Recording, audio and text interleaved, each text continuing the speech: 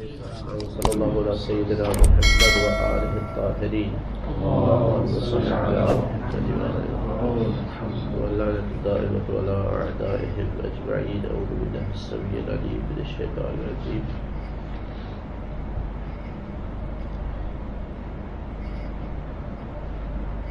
انہ لقول رسول کریم. سورہ تکویر کی آیت نمبر 19.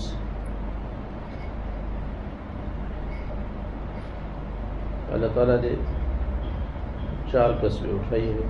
لا اقسم بالخنس، البتہ یہ ایک ہی ہو جائے گی، الجوار الکنس اسی کی صفت ہے. 3 قسمیں ہو جائے گی. واللیل اذا عسعس والصبح اذا تنفس. انہ لقول رسول کریم. یہ قسمیں اٹھا کر کہا ہے کہ یہ جو ہے یعنی قرآن ایسے پیغمبر کا قول ہے جو کریم ہے. ظاہر مقصود جناب جبرائیل علیہ السلام ہے، کیونکہ وہ پیغام لے کر کے آئے. ان کا قول کہا جا سکتا ہے. قرآن کو رسول اللہ صلی اللہ علیہ وآلہ وسلم کا قول نہیں کہا جا سکتا. حدیث رسول اللہ کا قول ہے، قرآن رسول اللہ کا قول نہیں ہے. اس کی بار بار نفی کی ہے اللہ تعالیٰ کے نے بھی اور رسول اللہ صلی اللہ علیہ وسلم نے خود نے بھی. تو لہذا یہاں رسول سے مراد جبرائیل علیہ السلام ہے. یہاں بھی باب المجاز ہے. جی جبرائیل کے لیے باب المجاز ہے. حقیقت تو للہ عز و جل ہے. نہیں، حقیقت ہے کیونکہ جبرائیل علیہ السلام تقریب ذہن کے لیے ایک مثال دی جاتی ہے، ورنہ ہے نہیں. آپ جس طرح گوشت کاٹتے ہیں، حقیقتاً آپ نے گوشت کاٹا ہے، ایسا ہے یا نہیں؟ آپ نے کاٹا ہے. حقیقت نسبت حقیقی ہے آپ کی طرف یا مجاز ہے؟ حقیقت. اگر کہیں کہ چھری نے کاٹا ہے، حقیقت ہے یا مجاز ہے؟ وہ بھی حقیقت. تو وہ بھی کہنا ہے کہ فعل ایک سے زیادہ کی طرف حقیقت نسبت دی جائے، چونکہ فرشتے یعنی اللہ تعالیٰ کے اوامر کی تنفیذ کرتے ہیں، مستقل نہیں طاقت شمار ہوتے ہیں. اللہ تعالیٰ کی قوت اور قدرت کا مظہر ہے، تو نسبت ان کی طرف حقیقت ہو سکتی ہے. کریم کس لیے ہے؟ کرم کی صفت عظیم صفات سے شمار ہوتی ہے کہ جس کے عطا کرنے میں بخل نہیں ہے. اللہ تعالیٰ نے جتنا اس کو دیا ہے اتنا ہی وہ پہنچا دیتا ہے. جس طرح کہ آگے آ رہا ہے وما ہوا علی الغیب بضنین، کہ وہ غیب پر بخیل نہیں ہے. ایسا نہیں کہ ادھر سے معلومات 100 معلومات ہوئی ہیں اور آگے جا کر 50 پہنچائے. نہیں، قریب ہے، پہنچانے میں اذیت نہیں کرتا ہے، خیانت نہیں کرتا ہے اس پیغام میں. تو ایک صفت جامع ہے کریم.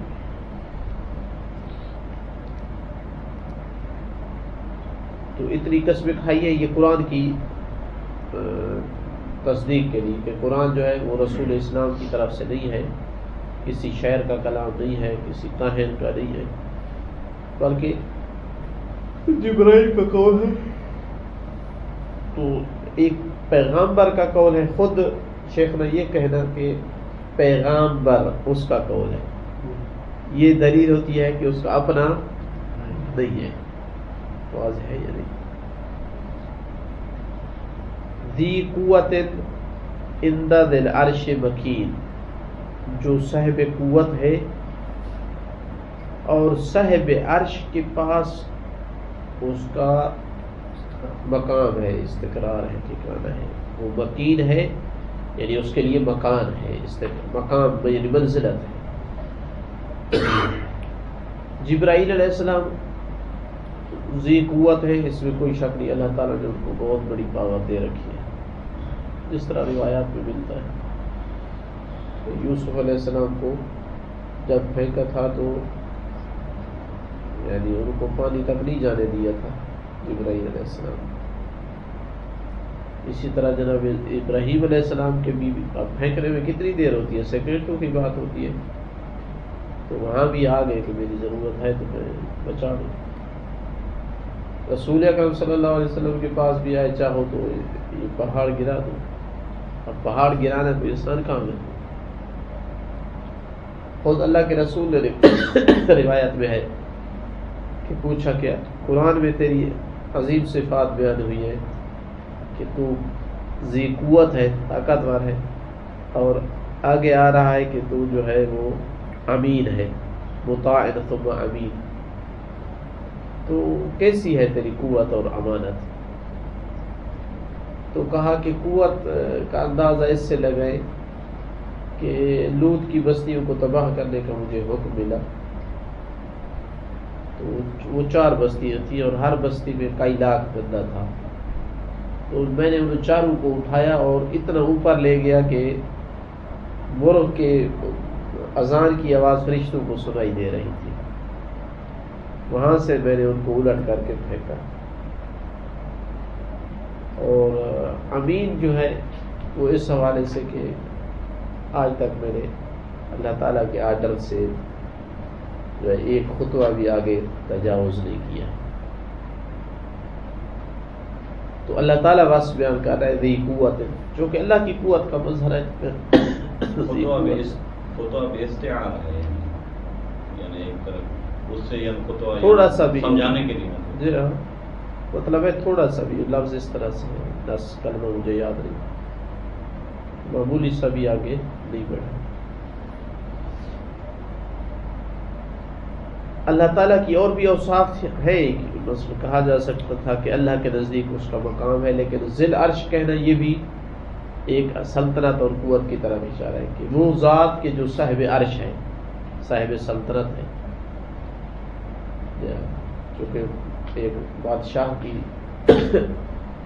مضبوط بادشاہت کو بیان کرنا ہو تو کہا جاتا ہے کہ مثلا فلاں جو ہے اپنے تخت میں بیٹھا ہے، یا اس کا تخت مثلا جو ہے وہ مضبوط ہے. تو ایسی ذات کی جو صاحب عرش ہے اس کے نزدیک اس کا منزلت اور مقام ہے، مطاع جس کی طاعت کی جاتی ہے.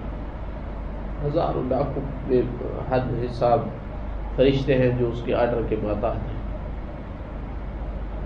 جو اس کی اطاعت کرتے ہیں. ثم امین، اور پھر امین ہے. ثم یہ تراخی کے لیے بعض دفعہ صرف جی صحیح، لیکن اشارہ یہ استعمال ہوتا ہے ثم امین بمعنی ہنا کا، یعنی وہاں. یہاں پر کیا مناسبت ہے؟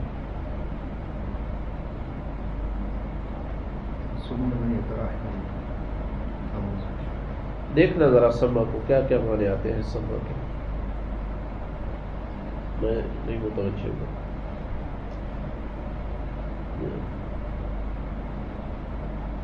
مطاع ثم امین، میرے خیال میں سما میں ہے ایک لغت سما بھی استعمال ہوتا ہے، یعنی تراخی کے لیے. مغنی میں ملے جی مغنی میں ملے. ہاں مغنی میں دیکھنا چاہیے.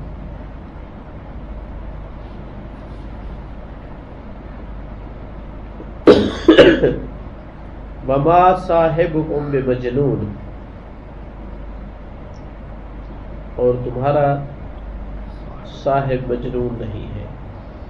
رسول اسلام صلی اللہ علیہ وسلم کو صاحب کہا، یعنی اتنی تواضع تھی کہ وہ ان کے ساتھ ایسے رہتے تھے جیسے ان میں سے ہیں، انہیں جیسے ہیں،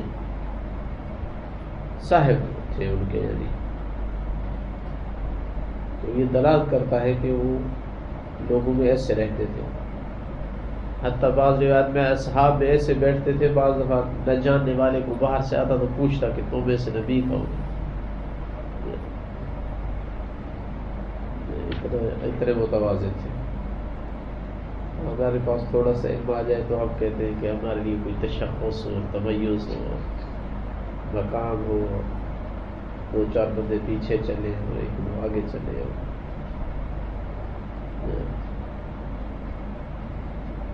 یہ طلب ہماری کیسی ہے؟ جی فخر کے دائرے میں ہے یا تمیر دینے کے اکثر اوقات بیماری ہوتی ہے تفاخر کرانے کے لیے اکثر نفسیاتی بیماری ہوتی ہے شیخ. حب الجاہ، حب المکان، شخصیت کا ابراز. وہ پھر قابل عزت نہیں ہے. جی پھر وہ قابل عزت نہیں ہے کہ جو کہ ظاہر فخر لوگ متکبر کریں. اپنے آپ کو ظاہر کر کے عوام کے اوپر لے آتا ہے، جی جی چارپائی پہ اوپر بیٹھتا ہے، اوپر کی یعنی وہ بناتے ہیں. آج کل کے تھوڑا بہت ختم ہوتا جا رہا ہے، لیکن ماضی میں تھوڑا سا جی اس طرح کی تھی کہ پیر جو ہوتا ہے اوپر بیٹھا ہے، سارے باقی نیچے ہیں. جی اپنے آپ کو افضل سمجھتا ہے نا، تکبر ہے. اس میں امیر ہو، بڈیرا ہو، چودھری ہو، مطلب کوئی بھی ہو، لوگوں کو حکم ہے عالم کے لیے کہ اس کی قدر کرو، اس کو خاص سلام کرو. لوگ عام محفل میں گئے ہو تو عام لوگوں کو ایک سلام کرو، عالم کو علیحدہ سلام کرو. لوگوں کے لیے ہے احکام، لیکن خود عالم میں یہ حب نہ ہو. ان لوگوں نے تو مثال طور پہ مقام بڑا بنایا، لیکن یہ کیا ان کو کہہ سکتا ہے کہ نہیں چھوڑو اس کو، نہیں گیا کے ساتھ ہی. کسی کے ہاں مہمان گیا ہے تو اس کی ماننی پڑتی ہے، جہاں وہ بٹھائے وہاں بیٹھے. فرق ہے. یعنی ایک دفعہ آپ چاہتے ہیں کہ میری جگہ ہو اور میرے پاس بس مقام نہیں، ایک دفعہ یہ ہے کہ لوگوں نے بس آپ جس کے مہمان ٹھہرے ہیں، روایات میں ہے کہ وہ زیادہ بہتر جانتا ہے کہ کس کو کہاں بٹھانا ہے، تو جہاں وہ کہہ رہا ہے وہاں بیٹھے. رسول اللہ کی کیا چاہتے تھے، یعنی کیسے چاہتے تھے کہ خود یعنی چاہتے تھے اپنی ذاتی طور پر چاہتی تھی کہ ان کے اسی ہی طرح بیٹھیں؟ وہ تو عملی طور پر درس دے رہے تھے نا کہ تکبر اور تمیز تشخص کو طلب نہ کریں، لوگوں میں ایسے رہیں جیسے ان میں سے. امیر المؤمنین علیہ السلام کی بھی یہی صورتحال تھی کہ جب بیٹھتے تھے تو یوں جیسے ان میں سے ایک ہو. جی اعتبار حالات ہی جی. حالات کے اعتبار سے بعض جس کا اعتبار کے ساتھ بیٹھا تھا. تو خلاصہ کلام یہ ہے کہ آپ کو طلب نہیں ہونی چاہیے. ان کو عمر نہیں دے سکتا کہ آپ بعض دفعہ آپ بیٹھتے ہیں، تقاضا ہوتا ہے، آپ کا کوئی عہدہ ہے، کوئی منصب ہے، کوئی کبھی لگے گا کہ اس مقام پہ آپ نیچے بیٹھے اور اس پہ کوئی اور بیٹھے، بس نہ کوئی ہوتے ہیں ایسے حالات. نفسیاتی مرض نہیں ہونی چاہیے بندے میں کہ میں دوسروں پر میری فضیلت ہے. اور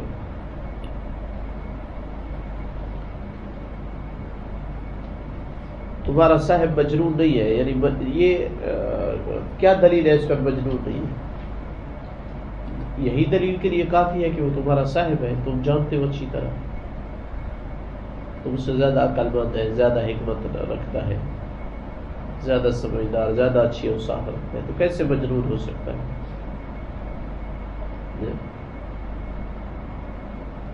ایک بندے کو نہ جانتے ہو ممکن ہے کہا جائے کہ فلاں بس مجنون ہے. کلمہ صاحب کو یہاں کفار کے لیے بھی استعمال کیا ہے. خطاب انہیں کو ہے، صاحب تمہارا صاحب. تم کون تھے؟ وہ تم کفار تھے. تو یہ بڑا ڈھوڑا پیٹتے ہیں کہ رسول اللہ نے وہاں وہ غار میں کہا ہے صاحب. ابو بکر کو صاحب کہہ دیا ہے یا رسول اللہ کا صاحب. اخلاق و آداب بھی ہے، ان کے کفر و شرک کو دیکھ کر ان کی کان ڈپٹ نہیں. تو لہٰذا کلمہ صاحب میں کوئی یہ خصوصیت نہیں ہے کہ اس میں کوئی فضیلت ہے. وَلَقَدْ رَآهُ بِالْأُفُقِ الْمُبِينِ، اور اس نے اسے دیکھا افق مبین میں. کس نے کس کو دیکھا؟ تمہارے صاحب نے اس رسول کو دیکھا. روایات میں ہے کہ اللہ تعالیٰ رسول اکرم صلی اللہ علیہ وسلم نے جبرائیل کو 2 دفعہ اصلی حالت میں دیکھا. کسی اور نے جبرائیل کو اصلی حالت میں نہیں دیکھا ہوا، نہیں برداشت کر سکتا تھا کوئی اور۔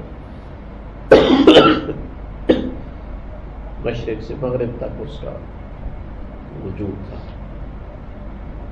وہ جو جب لے کے آئے تو نور کا کیا ختم کرنا تھا، جب نور کہا کہ آپ چلے جائیں، اور اس کے بعد وہ بھی تو ایک شکل نوجوان شکل کی صورت میں آئے تھے۔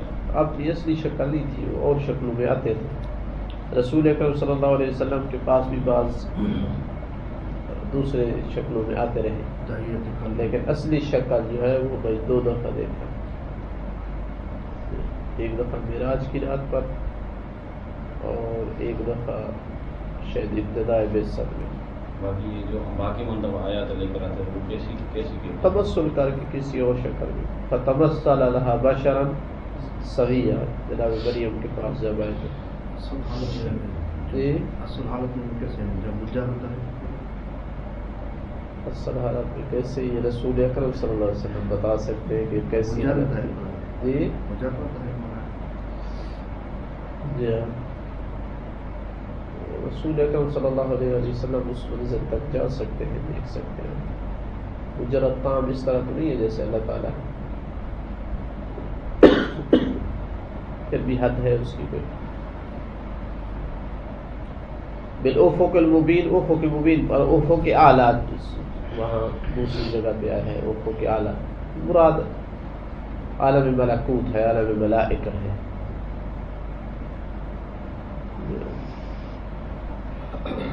وما هو علی الغیب بظنین، اور وہ غیب پر ظنین نہیں ہے، ظنین یعنی بخیل۔ ایسا نہیں ہے کہ وہ کچھ معلومات اپنے پاس رکھ لیتا ہے اور کچھ رسول اسلام کو بتاتا ہے۔ اکثر جو ہے وہ غیب پر ظنین ہوتے ہیں، یعنی جن کے پاس علوم آ جائے، مہارت آ جائے، کیا کرتے ہیں وہ دوسروں کو نہیں بتاتے، تھوڑا تھوڑا کر کے بتاتے ہیں۔ لیکن یہ کریم ہے، رسول الکریم، یہ جو پیغام ملتا ہے پورا پورا پہنچاتے ہیں۔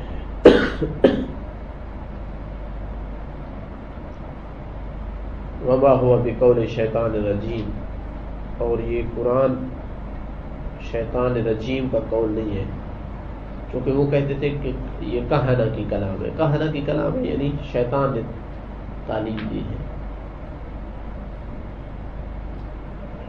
تو کہا کہ یہ رسول کریم کا قول ہے، شیطان کا قول نہیں ہے۔ رجیم، رجم ہوتا ہے پتھر پھینکنا، پھر اس کا استعمال جو ہے وہ تہمت لگانے پر بھی، کسی پر گویا پھینکی ہے تہمت اس نے۔ غیب کی بات کرنا ایسے ہے جیسے کوئی چیز جو ہے پھینکی جائے اندازے پر، اس لیے کہا جاتا ہے رجم بالغیب۔ تو رجیم یعنی برجوم، جس کو گویا پتھر مار کر بھگایا گیا ہو، یعنی مطرود اللہ کی رحمت سے۔ تو یہ شیطان رجیم یعنی شیطان جو اللہ کی رحمت سے دور ہے، مطرود ہے، اس کا قول نہیں ہے۔ یہ اس کا ہے جو مطرود نہیں بلکہ عند ذی العرش مکین ہے، اس کی مقام اور منزلت ہے۔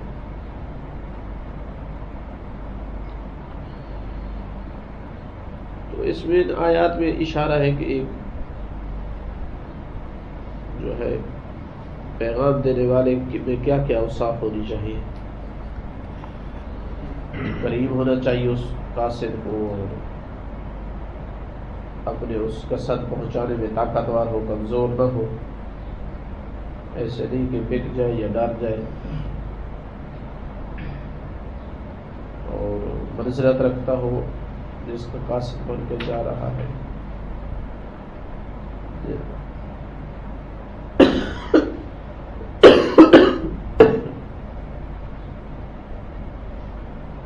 امین ہو، یہ ایسی اوصاف ہے کہ جو قاصد میں روایات میں ہے کہ قاصد جو ہے وہ امیر المؤمنین سے ہے،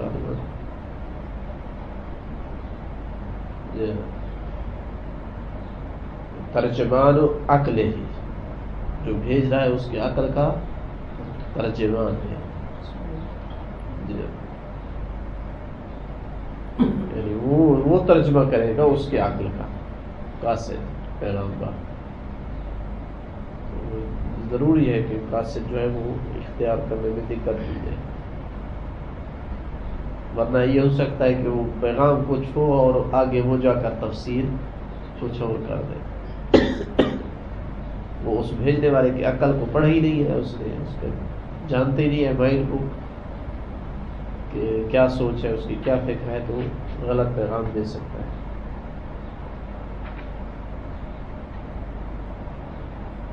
لقد رآہ بالافق المبین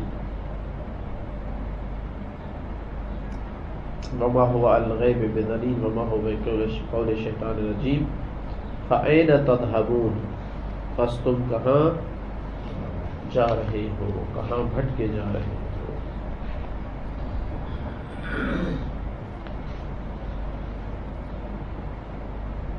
یعنی کوئی چیز تمہیں فائدہ نہیں دے رہی، کوئی چیز نصیحت نہیں دے رہی، کوئی چیز تمہیں غفلت سے بیدار نہیں کر رہی، تو تجھے جہنم کا خوف اس گمراہی سے روک رہا ہے، تو تمہیں جنت کا لالچ نہ اتنے واضح اور روشن دلیلیں اور براہی. فأین تذهبون ان هو الا ذکر للعالمین، یہ نہیں ہے مگر ذکر ہے، موعظہ ہے، تذکرہ ہے عالمین کے لیے. قرآن مجید اتنا اس میں موعظہ اور واضح نصیحت ہے کہ اس کو ذکر کہا جاتا ہے.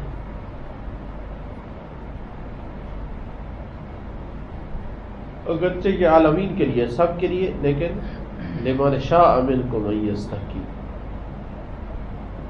اس کے لیے ہے جو تم میں سے چاہتا ہے کہ وہ مستقیم ہو جائے، یعنی سیدھے راستے پر چل پڑے.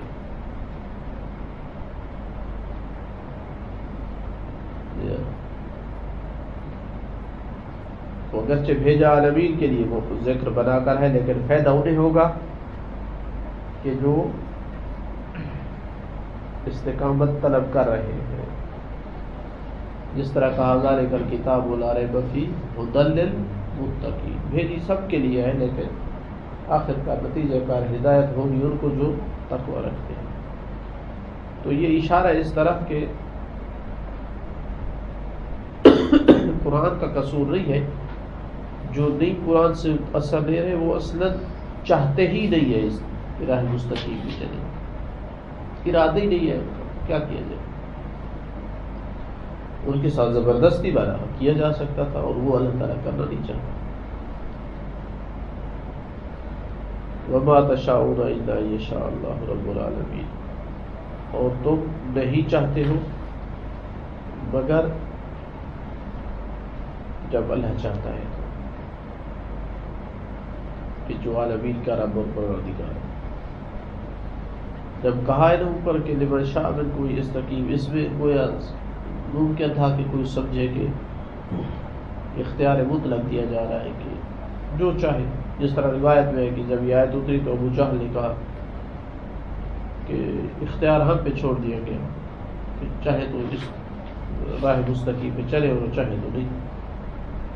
تو یہ آیت اتری وما تشاءون، اس طرح بھی اختیار نہیں ہے، حتیٰ تم اپنے اس چاہنے میں بھی، اس مشیت میں بھی مشیت خدا کے محتاج ہو. تو بعض نے پہلی آیت کو لے لیا لمن شاء منکم ان یستقیم، معتزلی ہو گیا، تفویض کا قائل ہو گیا.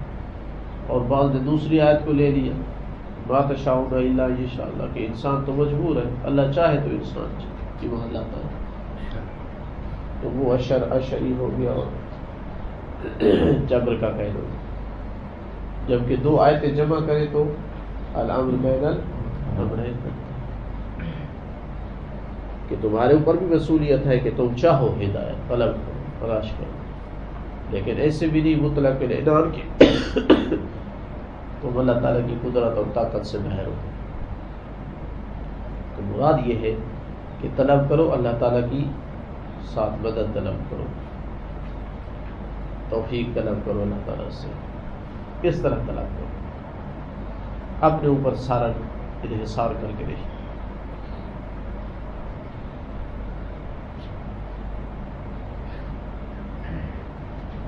یہاں ظاہر آیت یہی ہے کہ تم نہیں چاہتے ہو مگر جب اللہ چاہتا ہے، یعنی اپنی مشیت میں بھی تم اللہ کی مشیت کے محتاج ہو۔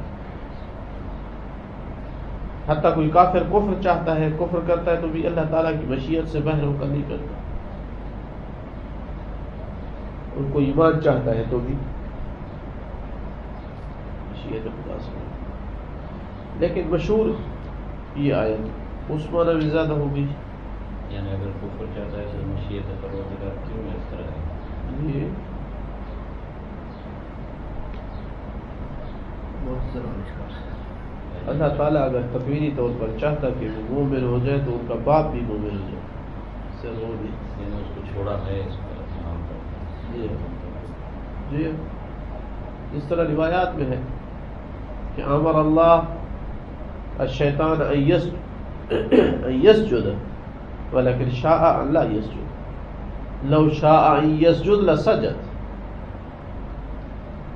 ونہا آدم من اقتراب من الشجر وشاء ان یقترب، لو شاء ان لا یقترب لم یقترب۔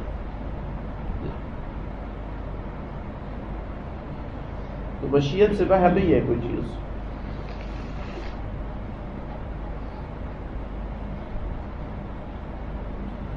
یہ آیت کا ظاہر ہے، لیکن معروف زیادہ آیت ہو گئی کہ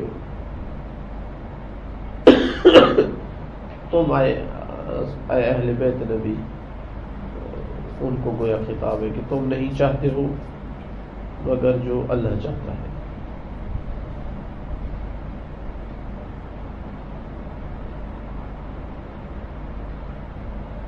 وَمَا تَشَاءُونَ إِلَّا أَن يَشَاءَ اللَّهُ، یعنی مراد دیتے ہیں کہ جو بھی تم چاہتے ہو اللہ اسی کو چاہتا ہے، یا تم اسی کو چاہتے ہو کہ جس کو اللہ چاہتا ہے۔ یہ معنی اور ہے، اور یہ معنی اور ہے کہ تم کسی چیز کو بھی نہیں چاہتے ہو مگر جب اذن خدا ہوتا ہے، مشیت خدا ہوتا ہے۔ سورہ انفطار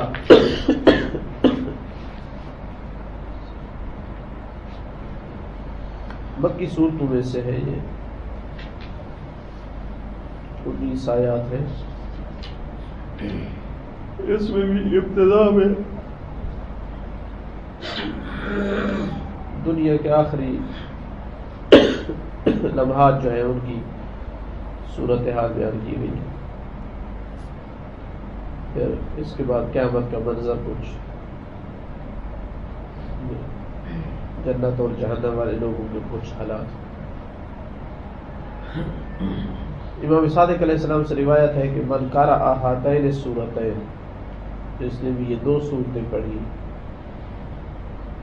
اذا السماء انفطرت اور آگے ہے سورہ انشقاق، واذا السماء انشقت، جس نے بھی یہ دو پڑھی، وجعلہما نصب عینین فی الصلاۃ المفروضۃ او النافلہ، واجب اور نافلہ نماز میں اپنے نگاہ کے سامنے ان کو رکھا، مطلب ہے کہ ان پہ غور و فکر کیا، سوچا۔ لم یحجبہ من اللہ حجاب ولا یحجزہ من اللہ حاجز، کوئی اللہ تعالیٰ سے اس کے سامنے حجاب اور رکاوٹ نہیں ہوگی۔ وَلَمْ يَزَلْ يَنْظُرُ إِلَى اللَّهِ وَيَنْظُرُ اللَّهُ إِلَيْهِ حَتَّى يَفْرَغَ مِنْ حِسَابِ النَّاسِ، اور وہ مسلسل طور پر اللہ تعالیٰ کی طرف نظر کرتا رہے گا اور اللہ تعالیٰ اس کی طرف، یہاں تک کہ لوگوں کے حساب سے اللہ تعالیٰ فارغ ہو جائے گا۔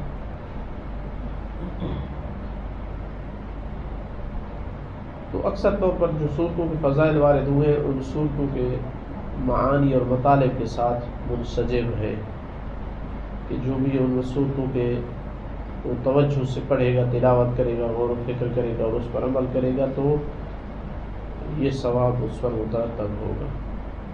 تو چونکہ یہ قیامت کے حالات ہیں اور آخری جو زمانہ ہوگا آخری وقت جو ہے اس وقت بڑے بڑے خوفناک حوادث ہونے ہیں، تو اس کو جو پڑھتا رہتا ہے اور ذہن میں ہر وقت اس کو رکھتا ہے اور سوچتا ہے تو گویا وہ اللہ تعالیٰ کی طرح قریب ہو جاتا ہے کہ پردے نہیں رہتے، یعنی غفلت کے پردے ختم ہو جاتے ہیں، چونکہ یہ چیزیں غفلت سے بیدار کرنے والی ہیں، تو اس کی نگاہ پھر اللہ تعالیٰ تعالی رہتی ہے، مادے سے ہٹ جاتی ہے، دنیا سے ہٹ جاتی ہے، اللہ تعالیٰ پر نگاہ. اور دنیا میں جس کی نگاہ اللہ تعالیٰ پر رہی صرف، تو آخرت میں یقیناً ایسے ہی ہوگا کہ اس کی نگاہ اللہ تعالیٰ پر ہوگی اور اللہ تعالیٰ کی نگاہ اس پر ہوگی.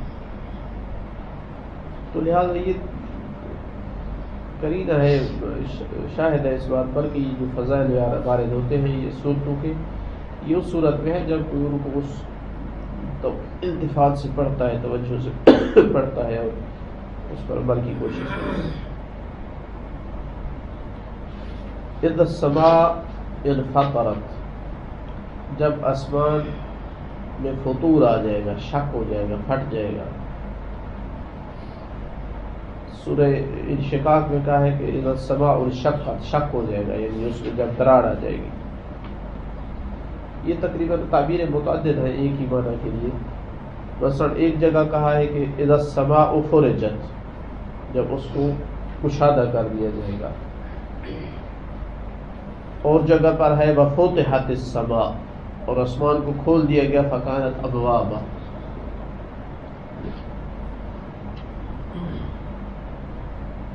کل والی صورت میں پڑھا ہے اذا السماء کشطت، جب اس کو زائل کیا گیا، ہٹا دیا گیا.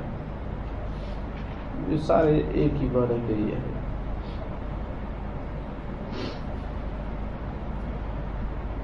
البتہ بعض جگہ پر سما کا اطلاق ہوا ہے، لیکن وہ ظاہراً کواکب مراد ہے. مثلا یوم تمور السماء مورا، تیز حرکت کر رہا ہوگا، اضطراب کی حرکت سما کر رہا ہوگا، ظاہراً اس کے وہ ستارے مراد ہیں. اسی طرح یوم تکون السماء کالمہل، سما اس دن مہل ہوگا، یعنی پگھلے ہوئے تانبا کی طرح. مراد ظاہراً وہی کواکب و نجوم ہے. استعمال ہو رہا ہے سما، جی سما مفرد استعمال ہو رہا ہے، سما کا استعمال ظاہراً وہی سما ہے جس کو ہم دیکھتے ہیں، اس کی کیفیت بیان کی جائے گی. اوپر والے جی ان کا بھی ظاہر تبدیلی آئے گی، لیکن ہمارے لیے مہم یہ ہے جس کو ہم دیکھتے ہیں، چونکہ مراد انسان کو اس خوفناک مناظر سے مطلع کرنا ہے.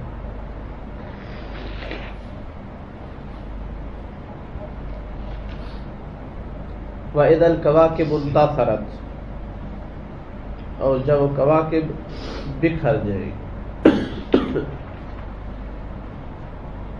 اور بکھرنے کا نتیجہ ظاہر ہے کہ ٹوٹیں گے اور گریں گے.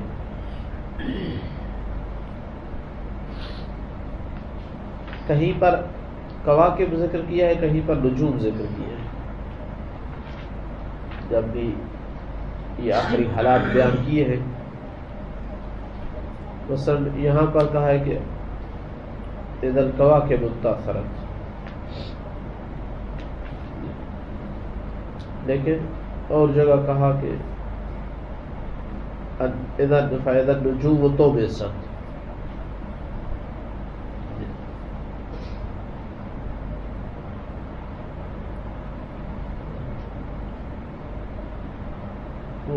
فرق کیا ہے کواکب اور نجوم میں؟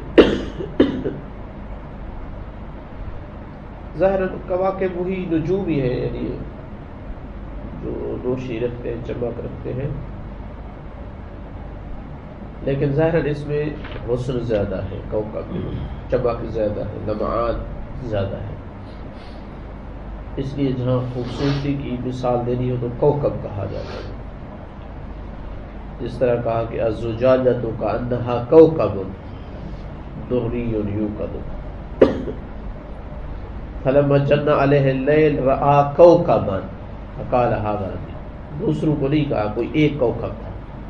نجوم تو کافی تھے، لیکن ان میں کوئی ایک کوكب یعنی جو خاص کوئی زیادہ چمک والا اور کوئی بڑا تھا. اسی طرح یوسف علیہ السلام نے تعبیر کیا انی رأیت 11 کوکبا والشمس والقمر لی ساجدین. زینت کرنے کی بات کی تو کہا ان زینا السماء الدنیا بزینت الکواکب، اس کے ذریعے سے مزین. ظاہر یہ فرق ہے،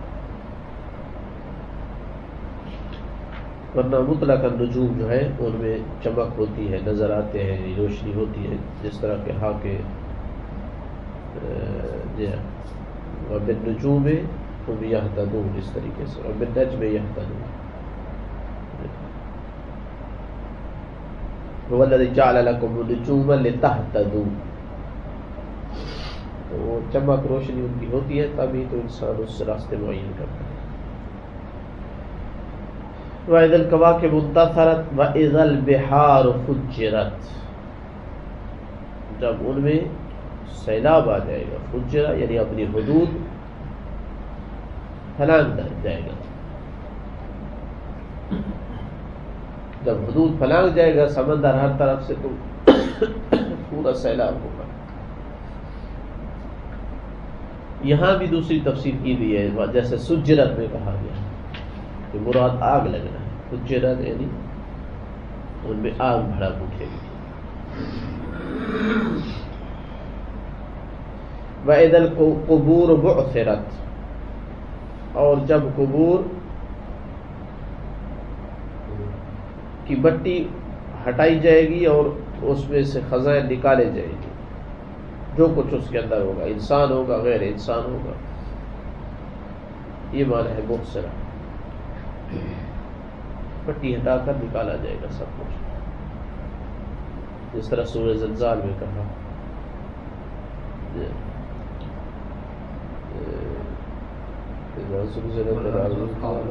اخرجت الارض اثقالها، اپنے تمام اسقال نکالے گی. پھر یہاں اذا اذا اذا یہ ہوگا علمت نفس ما قدمت وأخرت. کتنی ضرورت ہے واقعا ہمیں اس بات کو سوچنے کی. اس موقف میں جب ہم نے جانا ہے، کھڑا ہونا ہے، حقیقت تو یہ ہے کہ صبح یا شام ہمیں یاد کرنا چاہیے، وجہ اس کی کہ وہاں مجھے جا کر اچانک صدمہ ہو کے میں نے کیا مقدم کیا ہے، اور جب کوئی فائدہ وہاں نہیں ہوگا پھر تو اچھا انسان پہلے سے ہی سوچ رہا ہوں مسلسل کہ میں نے کیا بھیج دیا ہے، کیا بھیج دیا ہے، کیا بھیج دیا. ریاکاری سے بچ جائے گا، غلط مقاصد سے بچ جائے گا، انحراف سے بچ جائے گا، آمادہ ہوگا موت کے لیے. سامان بھیج چکا ہے اپنے سفر کا، سب ضروریات پوری ہو چکی ہے، کوئی خوف نہیں ہوگا. لیکن غفلت میں رہا تو پھر اچانک صدمہ ہوگا کہ کیا بھیجا ہے. علمت نفس ما قدمت وأخرت، کہ اس نے کیا مقدم کیا ہے اور کیا چھوڑا ہے. قدمت یعنی وہ اعمال جو باقی اور مستمر نہیں رہتے، کیا ہے اور ثواب پہنچ گیا اس کا. اخرت وہ اعمال جن کا سلسلہ پیچھے سے باقی رہتا ہے، جاری رہتا ہے، پیچھے چھوڑ کر آیا ہے.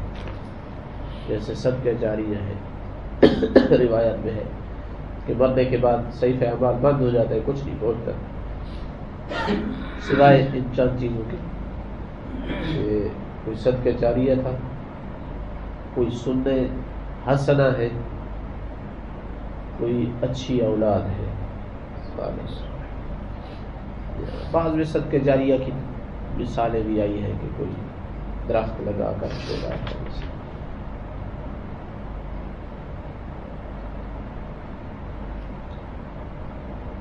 یا کوئی اچھی کلام چھوڑ کر آیا ہے، کتاب چھوڑ کر آیا ہے، یہ بھی آیا ہے، یا شاگرد بنا کر آئے ہیں. یہ سب صدقہ جاریہ کے مثالیں ہیں.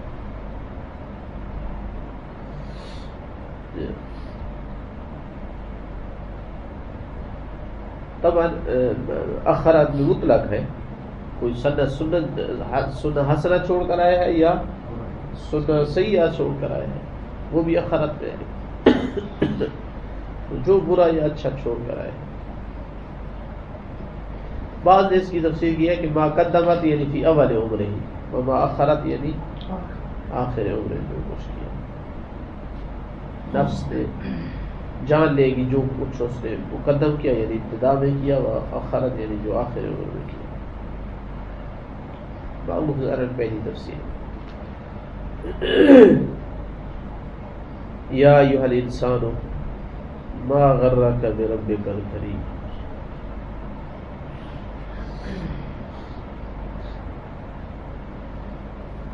اے انسان، کس چیز نے تجھے دھوکے میں ڈالا ہے، غرور میں ڈالا ہے؟ تیرے قریب رب سے. کتنا جالب انداز ہے، کتنا انسان کے احساس کو جگانے والا انداز ہے، ضمیر کو جھنجھوڑنے والا انداز ہے. تیرا رب کہ جو تجھے پیدا کرنے والا ہے، جو تجھے صحت دینے والا ہے، حسن دینے والا ہے، تیرے تمام امور چلانے والا ہے، اور قریب ہے. یعنی دیتا ہے تو عوض کا مطالبہ نہیں کرتا تجھ سے، دیتا ہے تو تجھ پر احسان نہیں جتلاتا ہے. تو تھوڑا کرتا ہے تو اس کے مقابل زیادہ دیتا ہے. تو اس سے کسی نفع اور ضرر کا اس کو کوئی انتظار نہیں ہے.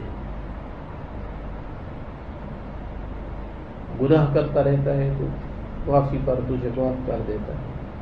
اس سے زیادہ قریب. اس طرح ابو حمزہ سبالی میں ہے، انی لم ارى مولا کریما، انی لم ارى مولا کریما پتہ نہیں یرحم ہے اس طریقے سے، علی لم عبد النعیم المثل. تو جیسا قریب مولا اپنے جیسے لئیم عبد پر اس طرح کرم اور رحم کرتے ہوئے نہیں دیکھا.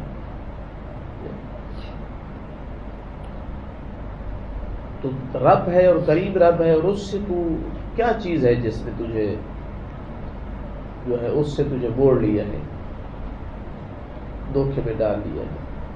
دنیا کیا ہے؟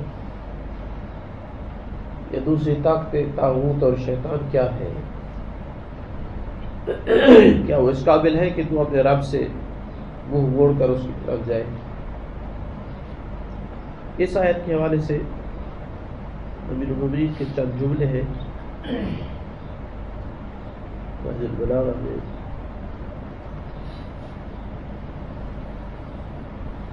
خطبہ نمبر 223 میں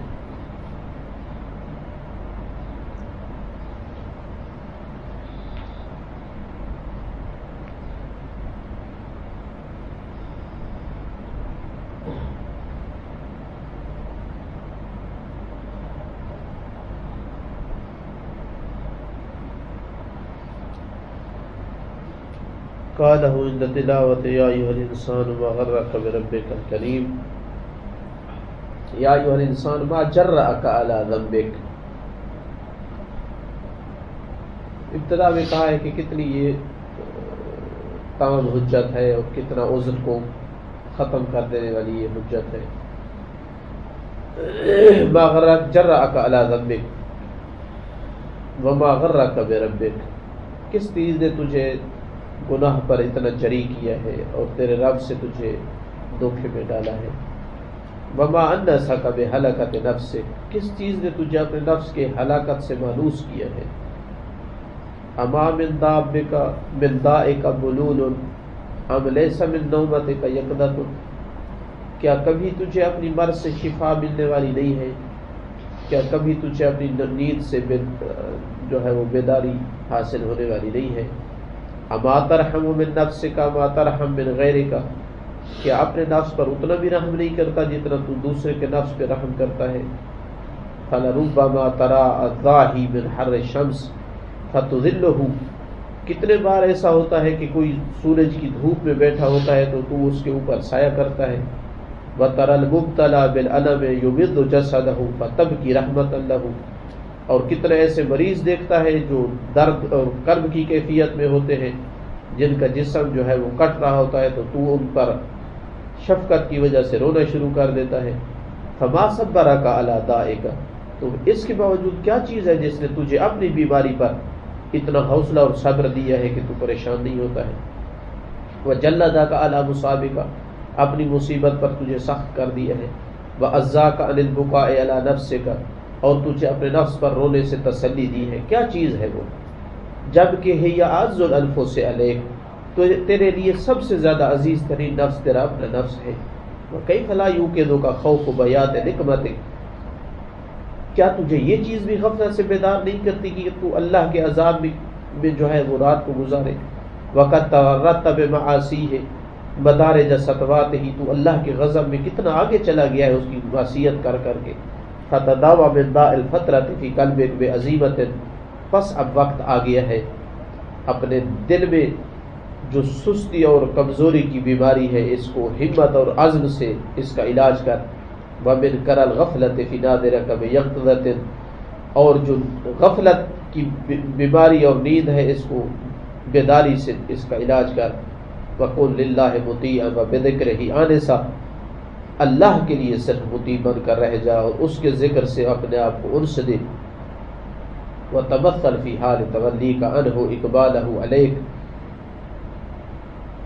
اور تصور کر اس بات کا کتنا عظیم جملہ ہے. اس بات کا تصور کر کہ تو اس حالت میں کہ جب وہ تیری طرف بڑھ رہا ہوتا ہے تو اس سے رخ موڑ رہا ہوتا ہے. يدعوك إلى عفوه ويتغمدك بفضله وأنت متول عنه وہ تجھے اپنے عفو اور درگزر کی طرف بلاتا ہے تجھے اپنے فضل کے سائے میں جگہ دیتا ہے اور تو اس سے رخ موڑ رہا ہوتا ہے. فتعال من قوی و اکرمہ بلند و بالا ہے وہ قوی ذات ہے اور کتنا کریم ہے. وتوضعت من ضعیف کتنا گھٹیا اور کمزور ہے. واجرأک علی معصیتہ کس چیز نے اور کتنا تو جری ہے اس کی معصیت پر. وانت فی کنف سترہ جب کہ تو اس کے پردے کے اندر چھپا ہوا ہے اس کی پناہ میں ہے. واقعی اس آیت کی یعنی امیر المومنین ہی اتنی گہرائی میں جو ہے تفسیر کر سکتے ہیں کہ یا ایھا الانسان ما غرک بربک الکریم یعنی کس چیز نے دھوکے میں ڈالا ہے. وہ اللہ جو تجھے بلا رہا ہے اپنے عفو کی طرف اپنے درگزر کی طرف تجھ پر پردہ ڈالنے کے لیے وہ آمادہ ہے.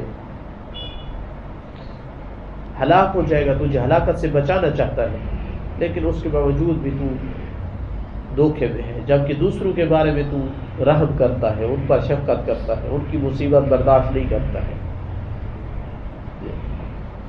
رسول اسلام صلی اللہ علیہ وسلم نے جب اس آیت کی تلاوت کی تو کہا کہ غرہ جہل اس کی جہل اور سفاہت نے اس کو دھوکہ دیا ہے. تو یہ جو بعض صوفیہ کی طرف نسبت دی جاتی ہے کہ جب اس سے کہا گیا کہ ظاہر صوفی تھا کہ کیا کہو گے جب اللہ تعالیٰ تجھے کہے گا کہ ما غرک بربک الکریم تو کہا کہ میں کہوں گا کہ غرنی سترک المرخی تیرے پردے نے مجھے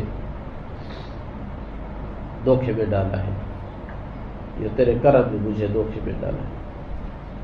تو حقیقت میں نہ کرم خدا انسان کو دھوکے میں ڈالنے کا موجب ہے اور نہ ہی اس کے پردہ پوشی انسان کو دھوکے میں ڈالتی ہے. دھوکے میں انسان کو جو ڈالتی ہے اس کا جہل اور اس کی سفاہت اور اس کی حماقت دھوکے میں ڈالتی ہے. الحمدللہ رب العالمین.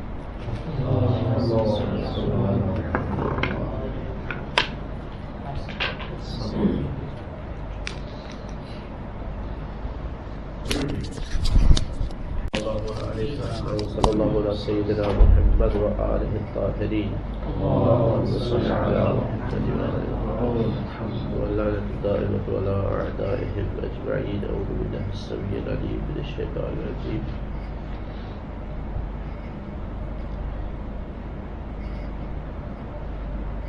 إنه لقول رسول کریم سورہ تکویر کی آیت نمبر 19.